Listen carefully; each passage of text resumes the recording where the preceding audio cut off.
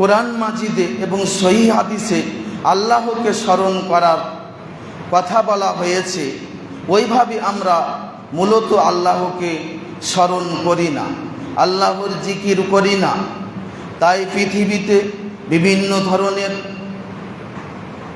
আযাব বা শাস্তি আমাদের উপর নেমে আসছে।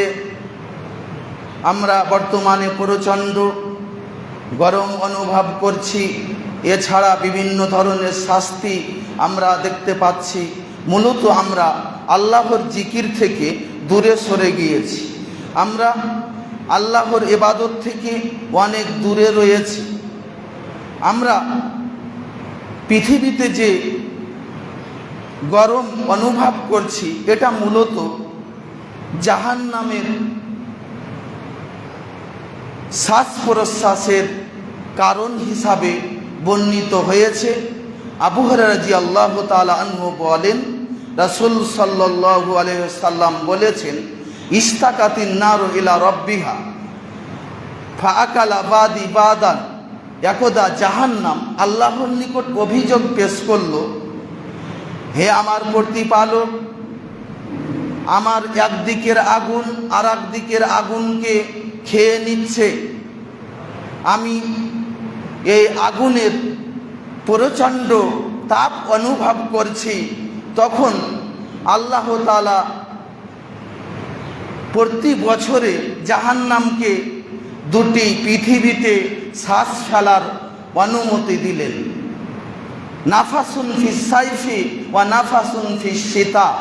একটি শ্বাস পৃথিবীতে জাহান্নাম ফেলবে গরমের সময়, এবং একটি শ্বাস আবার জাহান্নাম ফেলবে পৃথিবীতে ঠান্ডার সময়। রাসূল সাল্লাল্লাহু আলাইহি সাল্লাম বলেন যে পৃথিবীতে তোমরা যে গরম অনুভব করছো, এটা জাহান্নামের নিঃশ্বাসের কারণে, এবং পৃথিবীতে যে তোমরা বেশি ঠান্ডা অনুভব করো, এটাও জাহান্নামের শ্বাসের কারণ। তাহলে জাহান্নাম এত কঠিন জায়গা যে জাহান্নাম মানুষের জন্য রেডি রয়েছে, এবং জাহান্নামের একদিকের আগুন আর একদিকের আগুনকে খেয়ে নিচ্ছে। এরপরে এই আগুনে যাবে মানুষ, তাহলে মানুষ এই আগুন কি করে সহ্য করতে পারবে? আজকে আমরা এই গরম, এটা আমরা সহ্য করতে পারি না। এই গরমের কারণে অনেক মানুষ বেহুশ হয়ে যাচ্ছে, অনেক মানুষ মৃত্যুবরণ করছে। কিন্তু জাহান্নাম তো এর চেয়ে আরো অনেক বেশি গরম। মহান আল্লাহ বলেন, কুল নারু জাহান্নামা আসাদ্দু হাররা। হে মুহাম্মদ, আপনি বলে দেন জাহান্নামের গরম আরো অনেক বেশি রয়েছে। তাহলে আমরা পৃথিবীতে এই গরম অনুভব করছি, এটা মূলত জাহান্নামের পৃথিবীতে শ্বাস ফেলার কারণে এর তীব্রতা বেড়ে যায়। কিন্তু এটা মূলত আল্লাহ তাআলা ঘটিয়ে থাকেন। আমরা বলছিলাম যে আল্লাহর জিকির, আমরা আল্লাহর জিকির থেকে, আল্লাহর স্মরণ থেকে অনেক দূরে রয়েছি। রাসূল সাল্লাল্লাহু আলাইহি সাল্লামের আদর্শ ছিল, তিনি আল্লাহকে দিনে রাত্রে 24 ঘন্টায় স্মরণ করতেন। আমরা শুধু 5 ওয়াক্তের ফরজ সালাতে যতক্ষণ থাকি ততক্ষণ আল্লাহকে স্মরণ করি। এছাড়া 10 মিনিট সালাত আদায় করি, এর ভিতরও আমরা কিন্তু 10 মিনিটই যে আল্লাহর স্মরণে কাটাই, এটাও আমরা করি না। 10 মিনিটে 2 মিনিট 3 মিনিট আপনার সালাতে মনোযোগ থাকে, বাকি 5-7 মিনিট আপনার মনোযোগ অন্যদিকে চলে যায়। কিন্তু রাসূল সাল্লাল্লাহু আলাইহি সাল্লাম দিনে রাত্রে 24 ঘন্টায় তিনি আল্লাহকে স্মরণ করতেন। ইমাম মুসলিম রাহমাহুল্লাহ 3 নম্বর অধ্যায়ে 30 নম্বর পর্বে একটি হাদিস এনেছেন। আয়েশা রাদিয়াল্লাহু তাআলা আনহা বলেন, কানান নবী সাল্লাল্লাহু আলাইহি সাল্লাম ইয়াযকুরুল্লাহ আলা কুল্লি আহইয়ানিহি। রাসূল সাল্লাল্লাহু আলাইহি সাল্লাম সর্ব অবস্থায় আল্লাহর জিকির করতেন, আল্লাহকে স্মরণ করতেন।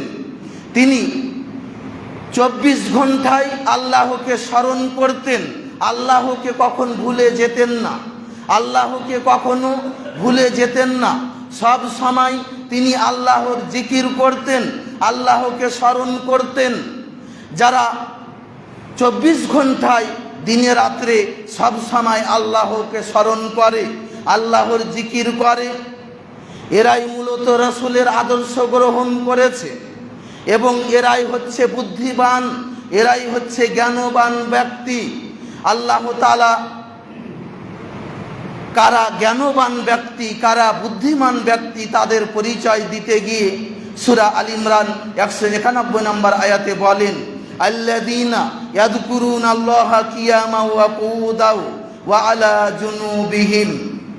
তারাই হচ্ছে জ্ঞানবান ব্যক্তি যারা দাঁড়িয়ে বসে এবং শুয়ে সর্ব অবস্থায় আল্লাহকে স্মরণ করে, আল্লাহর জিকির করে।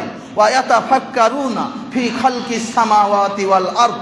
এবং যারা আসমান এবং জমিনের সৃষ্টি নিয়ে চিন্তা ভাবনা করে এবং বলে, রব্বানা মা খালাকতা হাদা বাতিলা। হে আমাদের প্রতিপালক, তুমি আসমান এবং জমিনকে অনর্থক সৃষ্টি করনি। সুবহানাকা, তুমি পবিত্র। ফাকিনা আযাবান নার, অতএব তুমি আমাদেরকে জাহান্নামের আগুন থেকে বাঁচাও। তাহলে এখানে আল্লাহ তাআলা জ্ঞানবান ব্যক্তিদের পরিচয় দিচ্ছেন যারা দাঁড়িয়ে বসে শুয়ে সর্ব অবস্থায় আল্লাহকে স্মরণ করে। আল্লাহর জিকির দুই প্রকার। এক প্রকার হচ্ছে ফরজ জিকির, যেরকম 5 ওয়াক্তের ফরজ সালাত আদায় করা। 5 ওয়াক্তের ফরজ সালাতকে আল্লাহ তাআলা সবচেয়ে বড় জিকির বলেছেন। আল্লাহ তাআলা বলেন, ওয়ালা যিকরুল্লাহি আকবার। আল্লাহর স্মরণই হচ্ছে সবচেয়ে বড়। আল্লাহর স্মরণ বলতে এখানে 5 ওয়াক্তের সালাতকে বোঝানো হয়েছে। যে ব্যক্তি আল্লাহর জন্য 5 ওয়াক্তের সালাত আদায় করে, এটাই হচ্ছে সবচেয়ে বড় জিকির। তাহলে এক প্রকার হচ্ছে ফরজ জিকির, যেগুলো আমাদের উপর ফরজ করা হয়েছে। 5 ওয়াক্তের সালাত, রমজান মাসের সিয়াম, তাওহীদের জ্ঞান অর্জন করা, এগুলো হচ্ছে ফরজ জিকির। আর এক প্রকার জিকির হচ্ছে নফল জিকির। নফল জিকির আবার দুই প্রকার। একগুলো হচ্ছে জিকিরে মুকাইয়িদ, অর্থাৎ নির্দিষ্ট জিকির, যেই জিকিরগুলো নির্দিষ্ট সময়ে করতে হয়। যেরকম 5 ওয়াক্তের ফরজ সালাতের পরে কিছু জিকির আজকার রয়েছে, সকাল সন্ধ্যার কিছু জিকির রয়েছে, ঘুমাতে যাওয়ার কিছু জিকির রয়েছে, এগুলো হচ্ছে জিকিরে মুকাইয়িদ। আর এক প্রকারের জিকির হচ্ছে নফল জিকিরের ভিতরে জিকিরে মুতলাক, সাধারণ জিকির, যে জিকিরগুলো একজন ইমানদার, একজন মুমিনকে সর্ব অবস্থায় করতে হবে। সর্ব অবস্থায় 24 ঘন্টায় চলতে ফিরতে, ঘুমাতে, বসতে, বিভিন্ন জায়গায় আল্লাহকে স্মরণ করবে। এই জিকিরের উদাহরণ আমরা দিতে পারি। এই জিকিরগুলো আপনি করতে পারেন বেশি বেশি করে সুবহানাল্লাহি ওয়ালহামদুলিল্লাহি ওয়ালা ইলাহা ইল্লাল্লাহ ওয়াল্লাহু আকবার। এই জিকিরটি আপনি ইমানদার হিসাবে, মুমিন হিসাবে আপনার মুখে সব সময় উচ্চারণ হবে। সামরা বিন জুনদুব রাদিয়াল্লাহু তাআলা আনহু বলেন, রাসূল সাল্লাল্লাহু আলাইহি সাল্লাম বলেছেন, আফজালুল কালামি আরবাউন। সর্বশ্রেষ্ঠ বাক্য হচ্ছে 4টি। সেগুলো হচ্ছে সুবহানাল্লাহ, আলহামদুলিল্লাহ, ওয়ালা ইলাহা ইল্লাল্লাহ, ওয়াল্লাহু আকবার। এটি পাবেন সহিহ বুখারী কাবলাল হাদিস 6682 নম্বর হাদিস। সহিহ মুসলিমের 6740 নম্বর হাদিসে এভাবে রয়েছে, আবু হুরায়রা রাদিয়াল্লাহু তাআলা আনহু বলেন, রাসূলুল্লাহ সাল্লাল্লাহু আলাইহি সাল্লাম বলেছেন, লা আন আকুলা সুবহানাল্লাহি ওয়ালহামদুলিল্লাহি ওয়ালা ইলাহা ইল্লাল্লাহু ওয়াল্লাহু আকবার আহাব্বু ইলাইয়া মিম্মা তালাআত আলাইহি শামসু। এই 4টি বাক্য আমার নিকট বলা সারা পৃথিবীতে যা কিছু রয়েছে তার থেকে উত্তম, এ কথা রাসূল সাল্লাল্লাহু আলাইহি সাল্লাম বলেছেন। কোনো ব্যক্তির মুখ দিয়ে যদি সকালবেলা এই 4টি বাক্য বের হয়ে যায়, তাহলে সারা পৃথিবীতে যা রয়েছে তার চেয়ে সে উত্তম কাজ করলো। আরও একটি হাদিস নিয়ে নিন, সহিহ মুসলিম 422 নম্বর হাদিস। আবু মালিক আশআরী রাদিয়াল্লাহু আনহু বলেন, রাসূল সাল্লাল্লাহু আলাইহি সাল্লাম বলেছেন, আল উজু শাতরুল ঈমান, উজু হচ্ছে ঈমানের অর্ধেক। এরপরে বলেন, আলহামদুলিল্লাহ তামলাউল মিজান, আলহামদুলিল্লাহ এই বাক্যটি মিজানের পাল্লাকে পরিপূর্ণ করে দেয়। এরপরে রাসূল সাল্লাল্লাহু আলাইহি সাল্লাম বলেন, ওয়া সুবহানাল্লাহি ওয়ালহামদুলিল্লাহি তামলাআনি আও তামলাউ মা বাইনাস সামাওয়াতি ওয়াল আরদ, এবং সুবহানাল্লাহ এবং আলহামদুলিল্লাহ এই দুটি বাক্য কেউ যদি একত্রে উচ্চারণ করে তাহলে এই দুটি বাক্য একত্রে আসমান এবং জমিনের মধ্যে যে ফাঁকা জায়গা রয়েছে সেটা পরিপূর্ণ করে দেয়। অথবা এই দুটি বাক্য আলাদাভাবে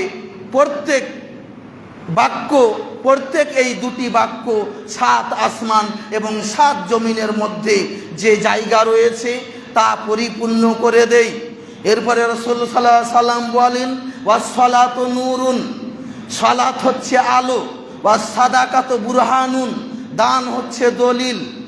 এরপরে রাসূল সাল্লাল্লাহু আলাইহি সাল্লাম বলেন, ওয়াল কুরআনু হুজ্জাতুন লাকা আও আলাইকা, কিয়ামতের মাঠে এই কোরআন মাজিদ তোমার পক্ষে সাক্ষী দিবে অথবা বিপক্ষে সাক্ষী দিবে। এই কোরআন মাজিদ যে পৃথিবীতে তেলাওয়াত করে, এই পৃথিবীতে যে ব্যক্তি কোরআন অনুযায়ী জীবন যাপন করে, কিয়ামতের মাঠে তার জন্য পক্ষে সাক্ষী দিবে।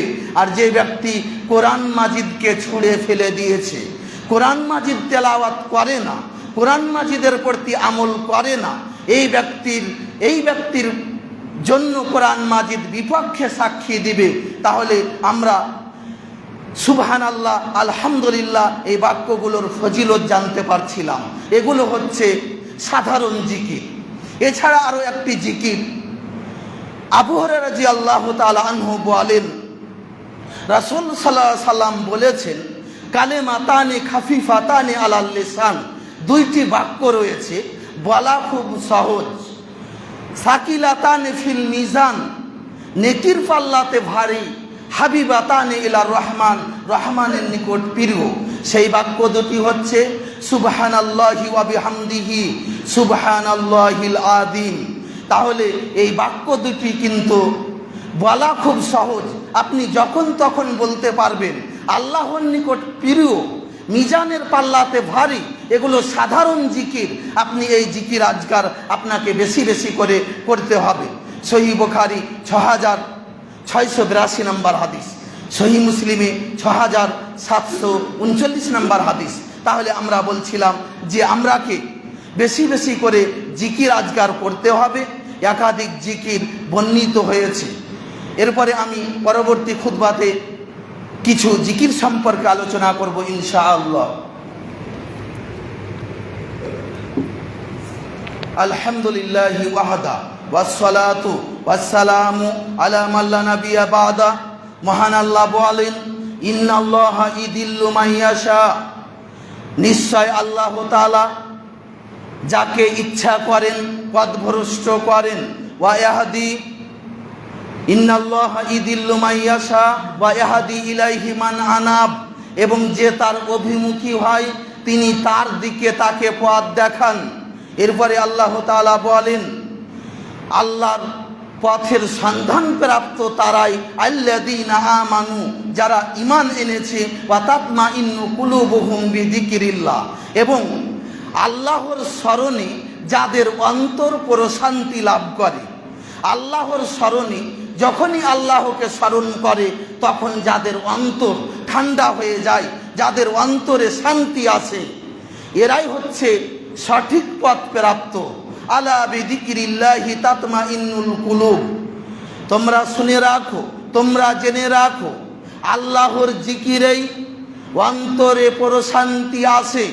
এ কথা আল্লাহ তাআলা বলেছেন সূরা রদ 27 এবং 28 নম্বর আয়াত। এখানে আল্লাহ তাআলা বলছেন যে আল্লাহর সঠিক পথ তারাই পেয়েছে যারা ঈমান এনেছে এবং যাদের অন্তর আল্লাহর জিকিরে প্রশান্তি লাভ করে। রাসূল সাল্লাল্লাহু আলাইহি সাল্লামের অন্তর প্রশান্তি লাভ করত আল্লাহর জিকিরে। একদা রাসূল সাল্লাল্লাহু আলাইহি সাল্লাম বেলালকে বলেছিলেন, ইয়া বেলাল আকিমিস সালাহ আরিহনা বিহা, হে বেলাল সালাতের জন্য আজান দাও এবং সালাতে দাঁড়িয়ে যাও, এর মাধ্যমে আমরা প্রশান্তি লাভ করব। রাসূল সাল্লাল্লাহু আলাইহি সাল্লাম সালাতের মাধ্যমে অন্তরে প্রশান্তি অনুভব করতেন। আমরা বলছিলাম যে জিকিরের মাধ্যমেই মানুষের অন্তর প্রশান্তি লাভ করে। অনেক মানুষ, অনেক যুবক রয়েছে, তারা মনে করে যে গান বাজনা বাজিয়ে অন্তরে প্রশান্তি আসে। জি না, এটা মিথ্যা কথাই ঠিক। অনেক যুবক গান বাজনা মোবাইলে শুনে গান বাজনা বাজায়, টেনশনে যখন পড়ে যায় তখন গান চালু করে দেয়। গানের মাধ্যমে কখনো প্রশান্তি আসতে পারে না। একমাত্র প্রশান্তি আসবে আল্লাহর জিকিরে।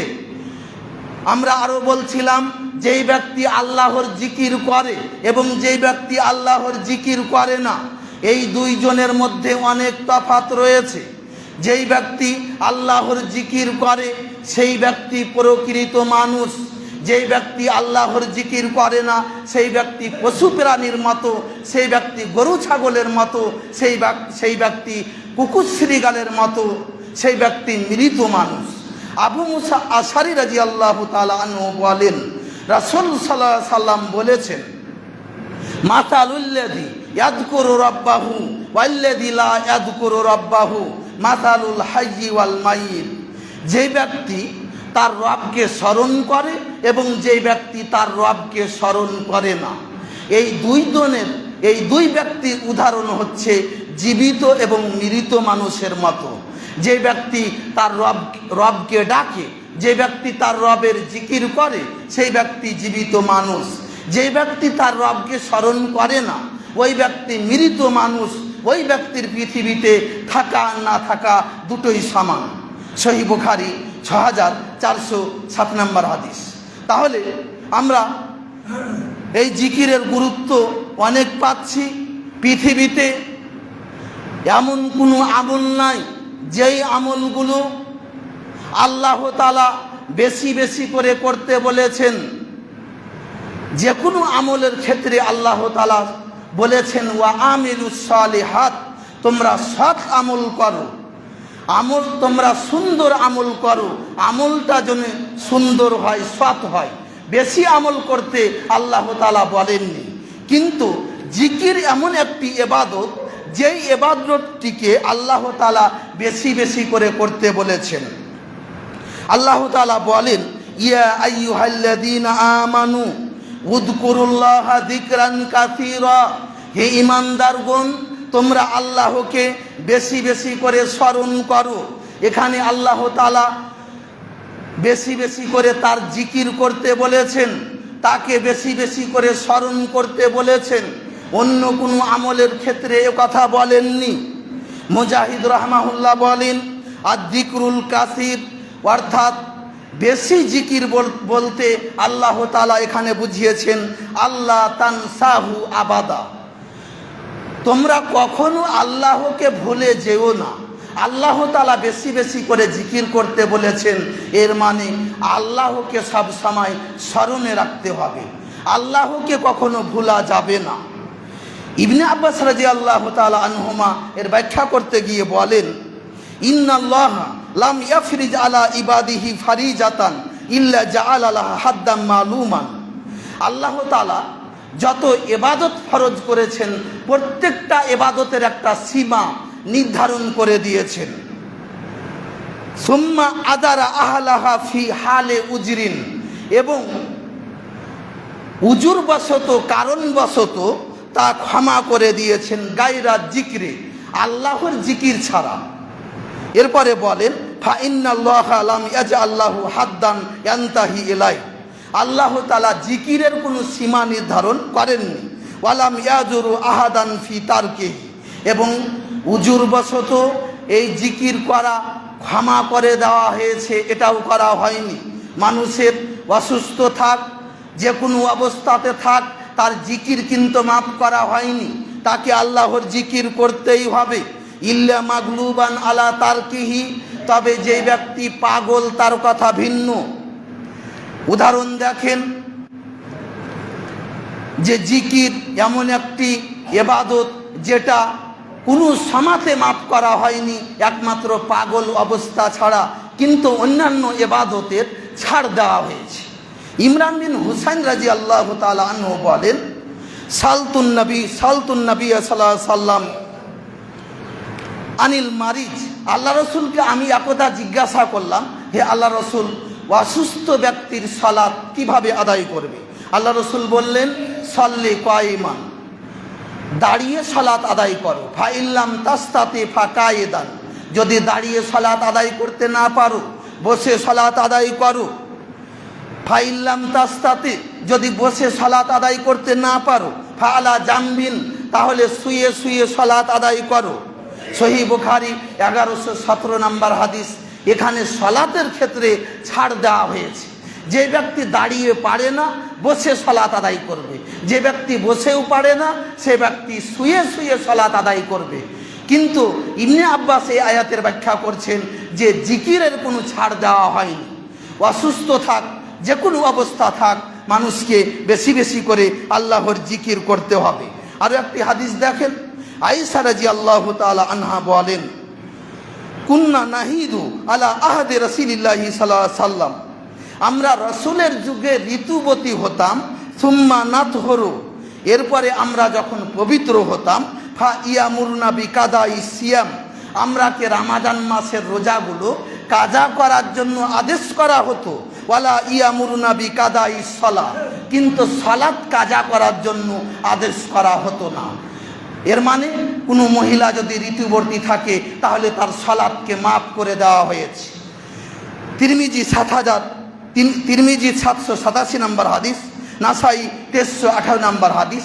বিভিন্ন ধরনের ইবাদতের আমরা ছাড় দেখতে পাচ্ছি, কিন্তু জিকির এমন একটি ইবাদত এর কোনো ছাড় দেওয়া হয়নি। মহান আল্লাহ অন্যত্র বলেন, উযকুরুল্লাহ কিয়ামা ওয়া কুউদা ওয়া আলা জুনুবিকুম, তোমরা আল্লাহকে স্মরণ করো দাঁড়িয়ে বসে এবং শুয়ে। এই আয়াতের ব্যাখ্যা করতে গিয়ে ইবনে কাসির রাহমাহুল্লাহ বলেন, বিল্লাইলি ওয়ান নাহারি, আল্লাহ তাআলা এখানে বলেছেন রাত্রি আল্লাহকে স্মরণ করতে হবে, দিনে আল্লাহকে স্মরণ করতে হবে।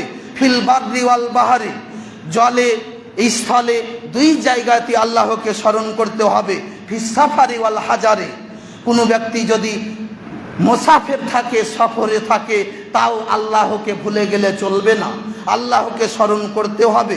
কোনো ব্যক্তি যদি বাড়িতে থাকে তাও আল্লাহকে স্মরণ করতে হবে। ফিল গিনা ওয়াল ফাকরি, কোনো ব্যক্তি যদি ধনী থাকে তাও তাকে আল্লাহকে স্মরণ করতে হবে। কোনো ব্যক্তি যদি গরিব থাকে তাও তাকে আল্লাহকে স্মরণ করতে হবে। ফিস সিহাতি ওয়াস সাকামে, মানুষ যদি সুস্থ থাকে তাও তাকে আল্লাহকে স্মরণ করতে হবে। কোনো ব্যক্তি যদি অসুস্থ থাকে এরপরও আল্লাহকে স্মরণ করতে হবে। ফিস সিররি ওয়াল আলানিয়ে, প্রকাশ্যে আল্লাহকে স্মরণ করতে হবে, গোপনে আল্লাহকে স্মরণ করতে হবে। ওয়া আলা কুল্লি হাল, সর্ব অবস্থায় আল্লাহকে স্মরণ করতে হবে। তাহলে আমরা এই আয়াতের ভিতরে জানলাম আল্লাহ তাআলা তাকে স্মরণ করার জন্য বেশি বেশি করে বলেছেন, তোমরা বেশি বেশি করে আল্লাহকে স্মরণ করো। আমরা আল্লাহকে কতটুকু স্মরণ করি?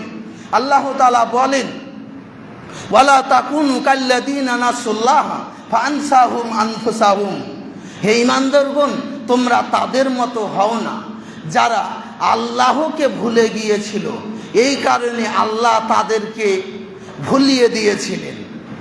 তাহলে যারা আল্লাহকে ভুলে যায়, আল্লাহকে স্মরণ করে না, মূলত আল্লাহ তাআলা তাদেরকে ভুলে যান। তারা এমন কাজ করে যে আল্লাহ রয়েছে, কিয়ামতের মাঠে আল্লাহর নিকট হিসাব কিতাব দিতে হবে, এটা আল্লাহ তাআলা ভুলিয়ে দেন যারা আল্লাহকে ভুলে যায়। আমরা বলছিলাম আল্লাহর জিকির, আল্লাহর জিকিরের ব্যাপারে একাধিক হাদিস বর্ণিত হয়েছে। যে ব্যক্তি আল্লাহর জিকির করে আল্লাহ তাআলা তার সাথে থাকেন। আবু দারদা রাদিয়াল্লাহু তাআলা আনহু বলেন, রাসূল সাল্লাল্লাহু আলাইহি সাল্লাম বলেছেন,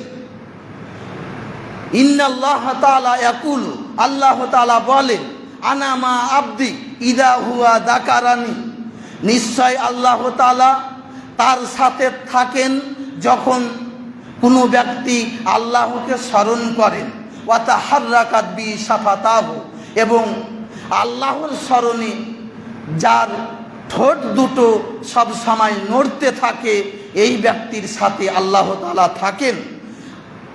মুআয বিন জাবাল রাদিয়াল্লাহু তাআলা আনহু বলেন, মা মিন শাইইন আনজা মিন আযাবিল্লাহি মিন যিকরিল্লাহ, পৃথিবীতে এমন কোনো ইবাদত নাই যেই ইবাদতের মাধ্যমে মানুষ আল্লাহর শাস্তি থেকে বেঁচে যায়।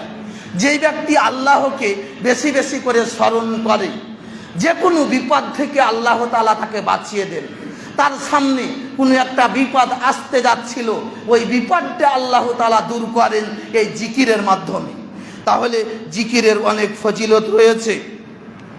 আব্দুল্লাহ ইবনে বুস রাদিয়াল্লাহু তাআলা আনহু বলেন, আতান নবী সাল্লাল্লাহু আলাইহি সাল্লাম আরাবিয়ানি, দুই বেদুইন ব্যক্তি একদা আল্লাহর নবীর নিকট আসলো এবং ফাকালা আহাদুহুমা, এক ব্যক্তি বলল, মান খায়রুর রিজালে ইয়া মুহাম্মদ, হে মুহাম্মদ সবচেয়ে শ্রেষ্ঠ ব্যক্তি কে? কালান নবী সাল্লাল্লাহু আলাইহি সাল্লাম, রাসূল সাল্লাল্লাহু আলাইহি সাল্লাম বললেন, মান তালা উমরুহু ওয়া হাসুনা আমালুহু, যে ব্যক্তি বয়স লম্বা পেয়েছে এবং তার সুন্দর আমল রয়েছে।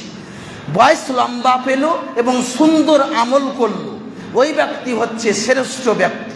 এর বিপরীতটা আপনি নিয়ে নেন, যে ব্যক্তি বয়স লম্বা পেল কিন্তু তার আমল খারাপ, সে ভালো আমল করলো না, এই ব্যক্তি হচ্ছে নিকৃষ্ট লোক। তাহলে এখানে আল্লাহ রসুল তাকে বললেন, যে ব্যক্তি লম্বা বয়স পেল এবং তার আমল ভালো, ওই ব্যক্তি হচ্ছে শ্রেষ্ঠ ব্যক্তি। ওয়া ক্বাল আল আখার, অন্যজন বলল, ইন্না শারাইয়াল ইসলাম কাদ কাসরাত আলাইনা, নিশ্চয় আমাদের উপর ইসলামের বিধিবিধান কঠিন হয়ে গেছে। ফাবাবুন নাতামাসসাকা বিহি, অতএব হে মুহাম্মদ আপনি আমাদেরকে এমন একটি আমলের কথা বলে দেন, যেই আমলটা আপনার নিকট জানার পরে আমি শক্ত করে ধরে নিব। তখন আল্লাহ রসুল বললেন, লা ইয়াজালু লিসানুকা রাতবাম মিন যিকরিল্লাহ, তোমার জবান যেন কখনো আল্লাহর স্মরণ থেকে না দূরে সরে যায়। তোমার জবান, তোমার জিহ্বা সব সময় আল্লাহর স্মরণে ভিজে থাকবে। মুসনাদ আহমদ 17,680।